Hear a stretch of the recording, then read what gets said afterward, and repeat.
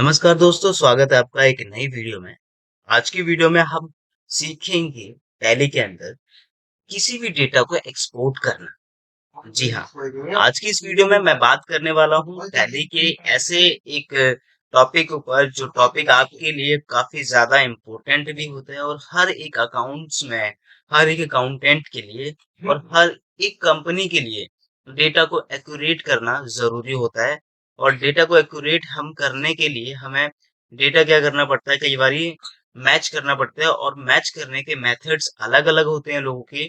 और कई मेथड्स में से एक मेथड ये माना गया है कि हम टैली के डेटा को एक्सेल में या किसी फाइल में एक्सपोर्ट करें और उसको एक्सपोर्ट करने के बाद इक्वली मैच करें। तो यहाँ पर हम यही सीखने वाले हैं कि टैली का कोई भी डेटा, किसी भी पर्टिकुलर डेटा को हमें एक्सपोर्ट करना है और अलग-अलग फाइल्स में कैसे एक्सपोर्ट करें। लाइक अगर आपको कोई लेजर एक्सपोर्ट करना है, किसी को पार्टी रिक्वायर्ड आ रहा है और आपकी ही कंपनी ने, आपकी कंपनी के मैनेजर ने या कंपनी का ओनर ने आपसे कहा है कि मुझे इसका पर्टिकुलरली लेजर चाहिए, एज ए पीडीएफ चाहिए, एज ए एक्सेल चाहिए, एज ए नोटपैड चाहिए। तो वो किस-किस तरीके से आप यहाँ पे एक्सपोर्ट कर सकते हैं। और टैली के डेटा को अगर आपको ना एक्सएमएल फाइल्स चाहिए या फिर आपको ना एक्सेल की फाइल्स चाहिए तो उसको कैसे एक्सपोर्ट कर सकते हैं, उस चीज के ऊपर यहाँ पर मैं बात करने वाला हूँ। तो देखिए, सिंपल सा मेथड है, कुछ ज्यादा डिफिकल्ट नहीं होता है। आपको थोड़ा सा ना साफ तरीके से देखने की जरूरत है, साफ तरीके से समझने की जरूरत है। तो चलिए हम अ, चंद मिनटों में ना डेटा को एक्सपोर्ट करते हैं। और किस किस तरीके से हम एक्सपोर्ट करेंगे, हम एक्सपोर्ट करेंगे इसको as a PDF, as a PDF, as a Excel की फाइल और एज ए एक्सएमएल की फाइल भी करके देख लेते हैं। एक्सएमएल की फाइल फॉर्मेट ज्यादातर मोस्टली क्या होता है कि लोगों को रिक्वायरमेंट नहीं होती है। 5 to 10% रिक्वायर्ड होता है कि अगर वो एक्सएमएल की फाइल को आपको किसी पोर्टल पे डालना, लाइक आप जीएसटी काउंसलर हैं या आप है ना जीएसटी फाइल करने के लिए यूटिलाइज कर रहे हैं, या आप एक सीए हैं, या आप एक ऑडिटर हैं, तो वहां पर आपको एक्सएमएल की फाइल्स चाहिए होती हैं उसको एज ए अपलोडिंग के लिए या एज ए आपकी डेटा को किसी दूसरे मोड ऑफ डेटा में डालने के लिए। ठीक है, तो ये हमने देखा है। अब अब हमें चलना होगा हमारे उस लेजर के ऊपर या फिर है ना इस टॉपिक के ऊपर जिसे हम एक्सपोर्ट करते हैं। तो टाइम ना वेस्ट करते हुए हम सबसे पहले चलते हैं लेजर के ऊपर। ठीक है, सॉरी, लेजर के ऊपर चलेंगे हम। लेजर किसका एक्सपोर्ट करने वाले हैं तो वो देख लेते हैं। अब जैसे कि हमारे पास एक क्या ना एडवांस यहाँ सैलरी है, इन्होंने बोला कि मेरी सैलरी का क्या मेथड है, मुझे पूरा लेजर एक्सपोर्ट कर दीजिए और एज ए पीडीएफ मुझे सेंड कर दीजिए व्हाट्सएप पे। तो ये सबसे ज्यादा ट्रेंडिंग है कि लोगों को व्हाट्सएप इजी टू वे पड़ता है और वो इजीली तरीके से उस व्हाट्सएप पे चीजों को यूटिलाइज करते हैं। तो मुझे इजी टू वे है मेरे लिए भी। और मैं इसको क्या करूंगा, एज ए व्हाट्सएप पे शेयर करूंगा। तो ऑल्ट ई प्रेस करूंगा और ऑल्ट ई करने के बाद देखिए एग्जैक्टली क्या कि टैली के अंदर है ना, चाहे टैली प्राइम यूज कर रहे हो, चाहे आप है ना tally ERP old version use कर रहे हो, दोनों में ही सेम प्रोसेस रहता है, सेम ही मेथड है कि आप है ना एक्सपोर्ट करेंगे तो ऑल्ट ई प्रेस करेंगे और ये एक्सपोर्ट होने लगता है। तो ऑल्ट एक्सपोर्ट के लिए जो है ना ऑल्ट ई प्रेस करते हैं। और यहाँ पर ये कुछ सिचुएशंस दिखा रहा है आपको, टैली प्राइम के अंदर है ना करंट दिखा रहा है। तो करंट में क्या करते हैं हम, कंट्रोल ई करके इसको क्या करेंगे, कन्फिगर कर लेंगे। सी प्रेस करेंगे तो कन्फिगर के लिए आ जाएगा। अब मैंने सी प्रेस कर दिया, ये पूछता है कि मुझे इसमें क्या क्या चीजें ना एक्सपोर्ट करनी है। तो मैंने कहा सिर्फ लेजर अकाउंट होना चाहिए मेरा। ठीक है, सेकंड क्या है, सो नरेशन। नरेशन अगर आपको चाहिए है तो आप सिंपल एंटर प्रेस कर दीजिए, यस हो जाएगा। नो प्रेस, नो चाहिए तो एंटर प्रेस कर दीजिए, नो हो जाएगा।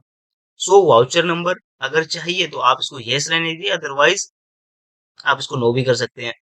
फॉर्मेट और रिपोर्ट क्या चाहिए, कंटेंसेंस्ड, वो तो चलो ठीक है, सो है। अब बाकी इसमें क्या करते हैं, हमें ये जहां पे जाना है। अब फॉर्मेट हमें किस टाइप का चाहिए, फॉर्मेट जैसे मैंने आपको बताया हम तीन फॉर्मेट सीखेंगे, पीडीएफ, एक्सेल और एक्सएमएल। पीडीएफ हर किसी को रिक्वायर्ड होता है, एक्सेल हमारे फॉर्मेट को मैच करने के लिए यूटिलाइज करते हैं।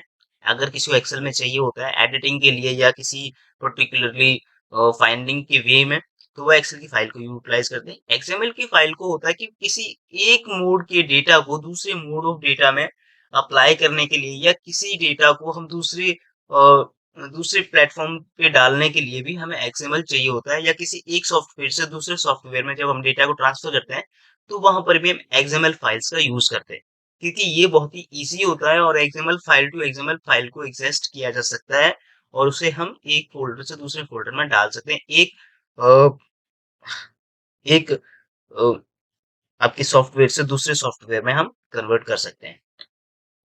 तो यहाँ फॉर्मेट पे आपको क्या करना है, सिंपली एंटर करना है और एंटर करने के पास आपके पास देखिए HTML, JPG भी आ रहा है, PDF आ रहा है, XML आ रहा है और एक्सेल आ रहा है। ठीक है? तो आप यहाँ PDF कर सकते हैं, रीड ओनली डॉक्यूमेंट, ओके? और ये हम नॉट अप्लाइड कर देते हैं। ठीक है, डिजिटल सिग्नेचर नॉट अप्लाइड ही है, क्योंकि हमें कोई सिग्नेचर वगैरह इसमें नहीं डालना है, कोई भी हमें इसको लॉक नहीं करना है। अगर आप लॉक करना चाहें तो उसको लॉक भी कर सकते हैं, हम आगे वीडियो में, अगली वीडियो में इसके ऊपर भी डेडिकेशन के साथ में बात कर लेंगे। ठीक है, अब हम आगे बढ़ेंगे और आगे बढ़ने के बाद अब आप पूछ रहे हैं लो एक्सपोर्ट टू ड्राइव। आप देख रहे हैं आपको एक्सपोर्ट किस ड्राइव में करना है, लोकल ड्राइव में करना है या फोल्डर किसी पाथ में ड्राइव करना है, तो वहां पर आप यहाँ पे सेलेक्ट कर सकते हैं। मुझे पाथ जो चाहिए, अब मैं यहाँ पर पाथ सेलेक्ट कर सकता हूँ कि चाहे तो मैं यहाँ पर कोई फोल्डर बना सकता हूँ या तो कुछ स्पेशली कर सकता हूँ, बट मुझे यहाँ पर अभी क्या करना है, जैसे ये फोल्डर है, कैप्सूल्स फोल्डर है, इस फोल्डर को सिलेक्ट करूंगा तो इस वाले फोल्डर में ये मेरा सारा डेटा इस वाले में जाएगा। अगर मैं यहाँ पे लैंग्वेज का फोल्डर सेलेक्ट करता हूँ तो लैंग्वेज वाले फोल्डर में मेरा डेटा चला जाएगा, या स्पेसिफिक पाथ सेलेक्ट करता हूँ तो स्पेसिफिक पाथ के लिए मुझे एंटर करना हो, यहाँ पे पाथ का नाम डालना होगा। तो ये हम है ना अभी डिस्कस नहीं करेंगे, नेक्स्ट टाइम डिस्कस कर लेंगे। तो अभी मैं है ना एज इट इज सेम इसी ड्राइव में रहने देता हूँ कि टेली प्राइम का जो मेरा फोल्डर है इसी फोल्डर में मेरा डेटा चला जाए। ठीक है, अब ये पूछ रहा है कि नाम क्या रहना चाहिए उसका, तो फाइल नेम आप यहाँ पे चेंज कर सकते हैं। तो फाइल नेम में क्या रहना चाहिए, जैसे कि श्याम सुंदर लेजर, नाम आप यहाँ पे चेंज कर सकते हैं। और ठीक है, ये हो गया। अब इसको क्या करेंगे, हम सिंपली स्कैप करेंगे। स्कैप करने के बाद किस पे जाएंगे, हम ई पे, ई प्रेस करेंगे यहाँ पर, और ये क्या होगा, ये देखिए अब क्योंकि मैंने मोड लगा रखा था यहाँ पर एक्सपोर्ट एंड डायरेक्ट ओपन का, तो इस वजह से एक्सपोर्ट हुआ और डायरेक्टली इसने ओपन कर दिया लेजर। ठीक है, तो ये लेजर यहाँ पर एक्सपोर्ट होगा किसमें, एज ए PDF में। अब यही लेजर मुझे अगर है एक्सेल फाइल में चाहिए तो भी सिंपल प्रोसेस है, देखेंगे हम चंद मिनटों में, और चंद मिनटों में लेजर को एक्सपोर्ट करना सीख जाएंगे टैली में। तो ऑल्ट ई करंट को सिलेक्ट करना है, सी कॉन्फ़िगर करेंगे हम, एंटर, सॉरी, डाउन एरो की का यूज करेंगे और एरो कीज की मदद से हम यहाँ पर जाएंगे फाइल फॉर्मेट पे। फाइल फॉर्मेट पे जाने के बाद हम एक्सेल को सिलेक्ट करेंगे और एक्सेल में आने के बाद यहाँ पर हम सिलेक्ट करेंगे नाम को। तो हम यहाँ पर सिलेक्ट कर सकते हैं श्याम सुंदर लेजर इन एक्सेल, और ये हम एंटर करेंगे। और फिर इसके बाद हमें सिंपल स्कैप करना है। स्कैप करने के बाद ई प्रेस कर देना है और ये मेरा लेजर क्रिएट हुआ।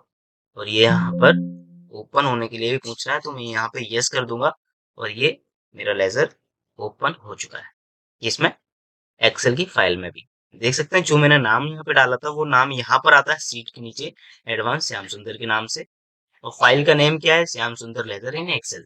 ठीक है, तो इस तरीके से हमने दो चीजें सीखी। अब हम तीसरा मेथड भी सीखते हैं, जो हमारा थर्ड वन मेथड है एक्सएमएल फाइल में। तो अब एक्सएमएल फाइल में अगर हमें डेटा चाहिए तो हमें ऑल्ट ई प्रेस सिंपल से करना है। ठीक है, फिर कंट्रोल ई प्रेस कर देना है, सी पे कॉन्फ़िगर करना है, एरो कीज की मदद से हमें फाइल फॉर्मेट पे आना है, और हम यहाँ पर HTML, JPG, PDF, XML data interchanging के लिए, जैसे कि मैंने आपको बताया XML का क्या होता है, डेटा इंटरचेंज के लिए होता है। एक सॉफ्टवेयर से दूसरे सॉफ्टवेयर में जब हम डेटा डालते हैं तो उसके लिए हमें XML फाइल ही चाहिए होती है। सपोज आप टैली में आप टैली यूज कर रहे हैं ERP9, और आपको अगर टैली प्राइम में डेटा डालना है तो आपको XML फाइल चाहिए होगी। अगर आप ना टैली यूज कर रहे हैं, आपको बीजी में डालना है डेटा, तो आपको XML फाइल चाहिए होगी ताकि आपका टैली का डेटा बीजी सॉफ्टवेयर में जा सके। या आप बीजी यूज कर रहे हैं, आपको टैली में डालना है तो भी आपको XML फाइल्स का ही डेटा चाहिए होगा।